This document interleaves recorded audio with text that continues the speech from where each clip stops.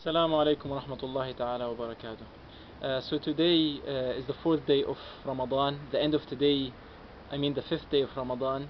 The end of this day marks the end of 1/6 of Ramadan. So that's 1/6 of Ramadan will be gone in a few minutes.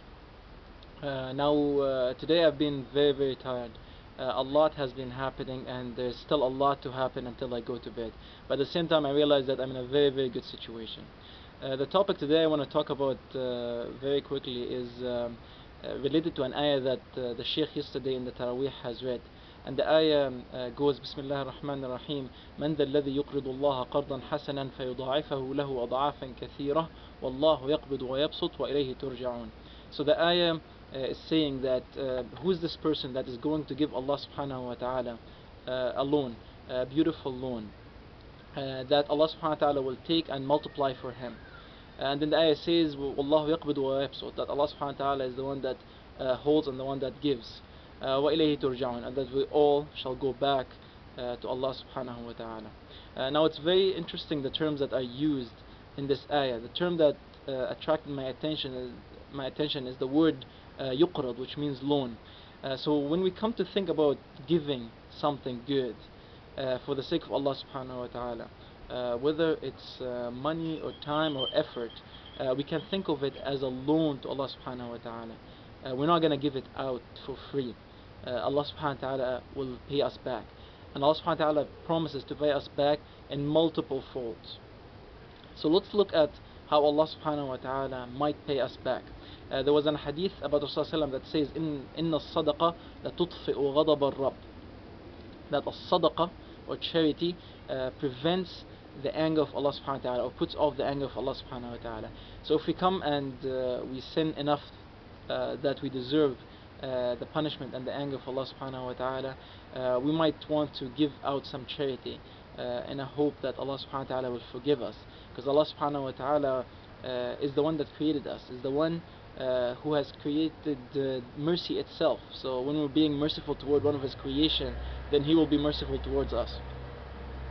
The other thing that the sadaqah does is that there's another continuation to the hadith, which is تمنع ميتة السوء, that it prevents the bad death. There's two types of death when you come to die: the good death and the bad death. I don't want to go into too much details about that. Inshallah, that'll be in a different episode. But giving charity will prevent the bad death, inshallah. There's also another hadith that says داووا مرضاكم بالصدقات, that if you have someone who's sick and you want to help in healing him, you can give out charity and intended that this is to heal this person with the will of Allah subhanahu wa ta'ala. I don't want to go into too much stories about that. There's a lot of stories.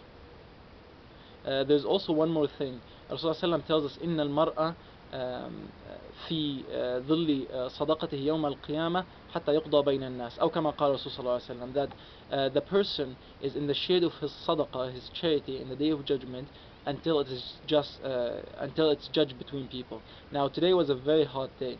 I don't want you to think of today as an example of the day of judgment, because in the day of judgment the sun will be about 1 mile away from our heads, and the sun can harm us in every way in the day of judgment except in killing us or causing our death, because there is no death in the day of judgment. Now these are some of the very small number of benefits that sadaqah can do. I want you to go and I want you to research a very prominent example, and he's actually a very contemporary example. His name is Dr. Abdurrahman Smith, and he's originally from Kuwait. This person has spent more than 30 years of his life in charity work in different places, mainly in Africa. So one of the things he did, he went to a country called Malawi, and the country had no university graduates whatsoever. I believe the country was Malawi. And then he spent a bit of time there, and subhanAllah, they started producing a lot of student graduates and even exporting them out of the country to benefit humanity in other places. Now recently there has been very dramatic and disastrous incidents happening in Somalia, the Somalia famine, and people there, I've seen quite a bit of videos, people there are literally dying out of lack of water. Now what I want everyone that watches this video to do, because it's time to take action. Right now we're 5 days into Ramadan. I want you to start to take action. I want you to go to the link in the description and donate $5, no more no less, just $5. If you know someone who wants to donate and he cannot afford it, donate for him. And again, remember, this is as an investment, so only $5, and inshallah this can do a lot. So if 1,000 people have donated $5, there's going to be $5,000 sent. Inshallah this can help people there enormously.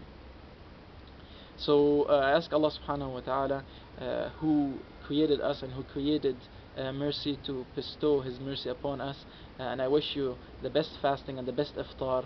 Wa jazakumullahu khair. Wassalamu alaikum wa rahmatullahi ta'ala wa barakatuh.